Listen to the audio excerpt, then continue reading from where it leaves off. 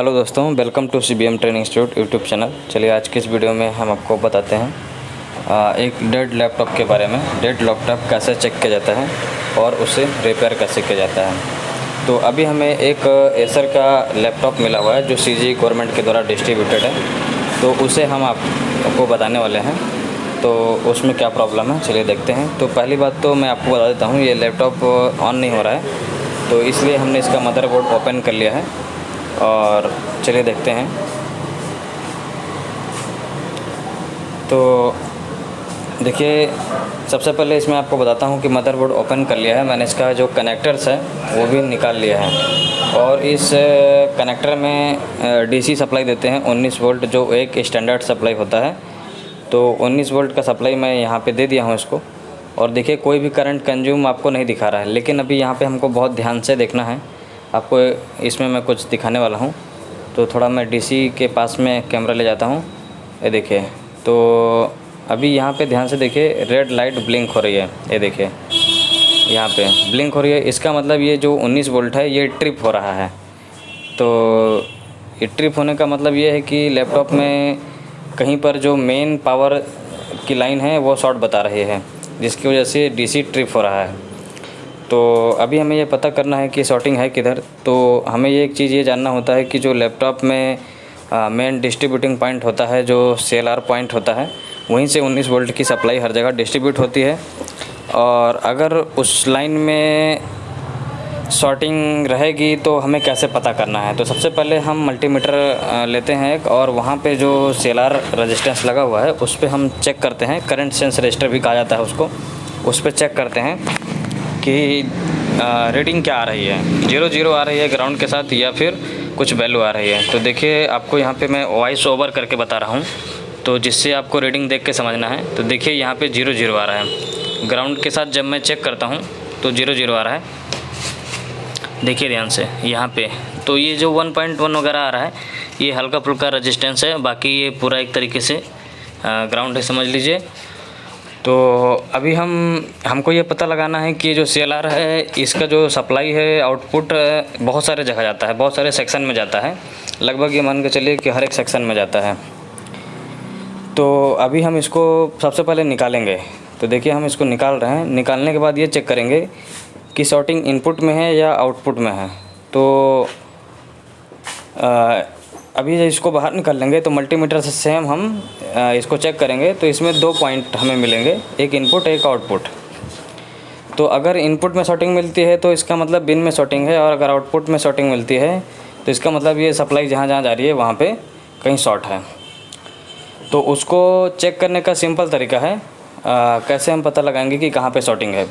तो इसके लिए हमें वोल्टेज मेथड यूज करना पड़ेगा, वोल्टेज इंजेक्ट करना पड़ेगा और ये पता लगाना पड़ेगा कि प्रॉब्लम कहाँ पर है। तो ये काम हमेशा 0 वोल्ट से स्टार्ट किया जाता है, और थोड़ा थोड़ा वोल्टेज हम 1 वोल्ट से भी कम वोल्ट सप्लाई यहाँ पे देना रहता है हमें।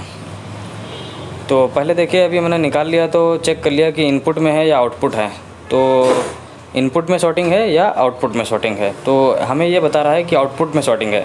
अगर इनपुट में रहता तो उसमें 2-3 मॉसफेट लगे रहते हैं, कुछ कंपोनेंट्स रहते हैं, कैपेसिटर वगैरह, और हमें पता चल जाता। लेकिन अगर आउटपुट में शॉर्टिंग बताता है तो इसका मतलब बहुत सारे जगह जाती है सप्लाई। अब आपको पता नहीं चल पाएगा कि सप्लाई जो है इसका लाइन कहाँ पे शॉर्ट है। तो अभी देखिए डायग्राम में, यहाँ पे जब हम जिस पॉइंट को चेक कर रहे हैं, ये है CLR पॉइंट।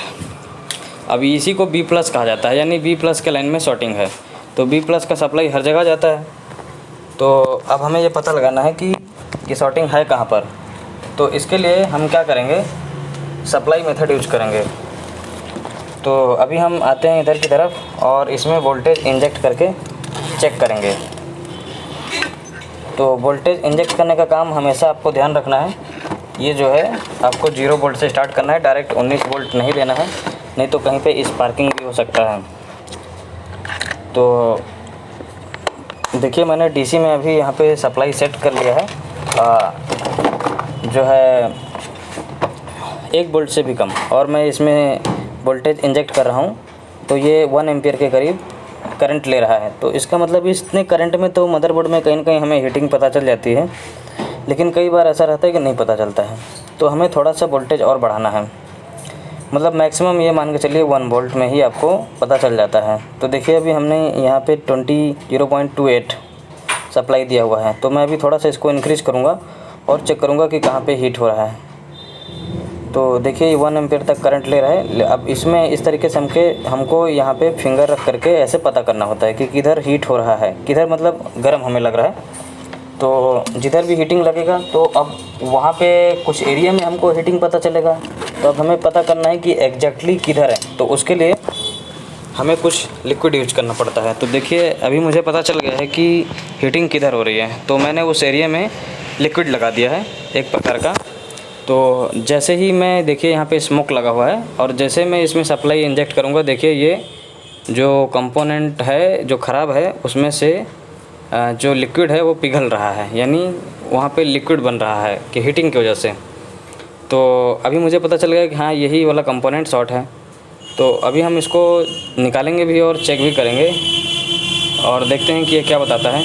तो देखिए यहाँ पे 3 जो है एम्पियर के करीब करंट ले रहा है और ये जो लिक्विड है पूरी तरीके से वहाँ से पिघल चुका है। तो हाँ, तो अभी हम इसको बंद कर लेते हैं और इसको पहले रिमूव करते हैं और इसको चेक भी करेंगे। तो अभी हम निकालने से पहले एक बार ज़रूर चेक करके देखेंगे कि ये शॉर्ट बता रहा है या नहीं बता रहा है। तो हम लेते हैं मल्टीमीटर और मल्टीमीटर को बजर में सेट कर लीजिए और आप चेक कीजिए कि ये शॉर्ट बता रहा है या नहीं बता रहा है। तो मैं चेक करके देखता हूँ। इसके ऊपर लिक्विड लगा हुआ है, तो थोड़ा सा हम इसको साफ़ कर लेते हैं और फिर हम ग्राउंड के साथ भी आप चेक करके देख सकते हैं और चाहो तो दोनों को आपस में भी आप चेक करके देख सकते हो। तो अभी जो है इसको मैं थोड़ा स्क्रैच कर लेता हूँ क्योंकि इसके ऊपर लिक्विड लगा हुआ है। तो देखिए मैं चेक करता हूँ, मीटर देखना है आपको। देखिए 0.2 और दूसरी तरफ 0.0, तो मतलब ये वाला कंपोनेंट शॉर्ट बता रहा है। अब आप इसे निश्चिंत होकर के निकाल सकते हैं। तो चलिए मैं इसको निकालता हूँ और निकालने के बाद फिर से चेक करके देखूँगा कि हाँ ये शॉर्ट बता रहा है या नहीं बता रहा है। तो ये निकालने का काम आप आयरन से कर लीजिए, SMD ज़्यादा यूज ना कीजिए किसी कंपोनेंट को रिमूव करने के लिए, क्योंकि बाजू में ऐसी होती है। तो हर जगह आप हीट मारने से बचिए। तो देखिए अभी मैं इस कंपोनेंट को निकाल लेता हूँ और आराम से निकाल लेना है, कोई ट्रैक नीचे का ब्रेक नहीं होना चाहिए। तो हमने इसको निकाल लिया। अब उसके बाद इसको हम चेक करके देखते हैं कि ये क्या बता रहा है। तो मीटर में देखिएगा आप, यहाँ पे देखिए 0.0 बता रहा है। तो यानी 0.0 बताने का मतलब ये है कि ये शॉर्ट बता रहा है, ठीक है। नहीं तो यहाँ पे ऑयल दिखाएगा, अगर मैं उसको छोड़ूंगा तो वहाँ पे ये ऑयल दिखाएगा। तो देखिए अभी यहाँ पे टच करके रखा हूँ तो मल्टीमीटर में 0.0, अभी छोड़ दिया तो ऑयल, तो इसका मतलब ये शॉर्ट बता रहा है। और अब आप इसको चेक भी कर सकते हैं कि ये जो पॉइंट है ये बीप कर रहा है ग्राउंड साथ कि नहीं कर रहा है। तो अभी मैं इसको चेक करके देखता हूँ, तो ये नहीं कर रहा है, ठीक है। तो मैं वॉइस ओवर करके आपको बता रहा हूँ, तो जिससे क्या है आपको बीप की आवाज़ सुनाई नहीं देगी। मल्टीमीटर को देख करके समझना होता है। और अगर आप डायोड में चेक करते हैं तो वैसे भी बीप नहीं आने वाला है। तो अभी हम जो रजिस्टर निकाले थे उसको लगा देते हैं, करंट लिमिटिंग रजिस्टर को, करंट सेंस रजिस्टर को इसमें लगा देते हैं। और इस तरीके से लगा करके आप दोबारा फिर चेक करके देख लीजिए किसी प्रकार की शॉर्टिंग तो क्रिएट नहीं हो रही है। तो यहाँ पे अभी कोई प्रकार की शॉर्टिंग नहीं बन रही है।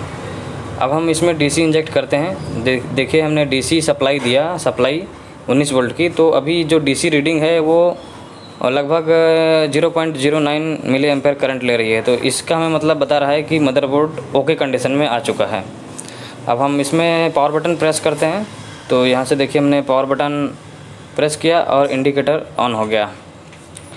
तो इंडिकेटर ऑन हो गया है। अभी DC रीडिंग देखेंगे तो ये आगे जा चुकी है, ठीक है, जो हमें ये बता रहा है कि ये मदरबोर्ड ऑन हो गया है। और अब हम जो है इसमें डिस्प्ले लगाएंगे और चेक करते हैं कि डिस्प्ले आ रहा है या फिर नहीं आ रहा है, और बाकी चीज़ को भी आगे चेक करेंगे आगे क्या प्रॉब्लम बनता है। अभी तो मदरबोर्ड डेड था, तो अभी हमने मदरबोर्ड को ओके कर लिया है।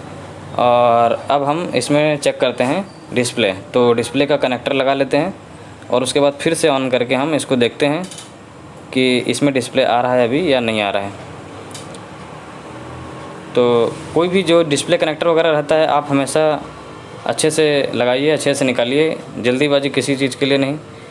तो देखिए हमने सप्लाई दे दिया है और आउटपुट चालू कर लेते हैं और DC रीडिंग ओके बिन ओके बता रहा है और पावर बटन प्रेस करते हैं तो देखिए इंडिकेटर यहाँ पे ग्लो हो गया है और अभी यहाँ पे डिस्प्ले नहीं आया है। तो अभी हमें थोड़ा सा वेट करके देखना है, क्योंकि कोई लैपटॉप रहता है उसमें 2-4 सेकंड के बाद ही डिस्प्ले आता है।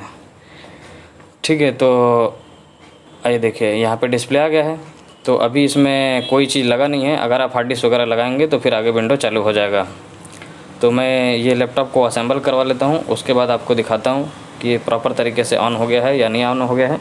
तो देखिए अभी हमने असेंबल करवा लिया है लैपटॉप को और इसका पावर बटन प्रेस करके चेक कर लेते हैं। आपको स्क्रीन चेक करवा देते हैं, दिखा देते हैं, जिससे आपको पता चल जाए। ठीक है, तो अभी हमने इसका पावर बटन प्रेस कर लिया और ये देखिए लैपटॉप ऑन हो रहा है। तो ये वीडियो में आपको सिर्फ एक डेमो वीडियो है, आपको जानकारी के लिए दिया गया है और आप हमें ट्रेनिंग के लिए कांटेक्ट कर सकते हैं। हमारे यहाँ हार्डवेयर नेटवर्किंग और मोबाइल रिपेयरिंग की ट्रेनिंग दी जाती है। Thank you. दोस्तों, अगर आपको हमारी वीडियो पसंद आती है तो आप हमारे चैनल को सब्सक्राइब करें और लाइक करें और हमें मोटिवेट करें और हमारे चैनल पर जुड़े रहें, आपको नई नई जानकारी मिलती रहेगी। Thank you. हमारा कॉन्टैक्ट नंबर डिस्क्रिप्शन में दिया गया है, आप उस पर हमें कॉन्टैक्ट कर सकते हैं।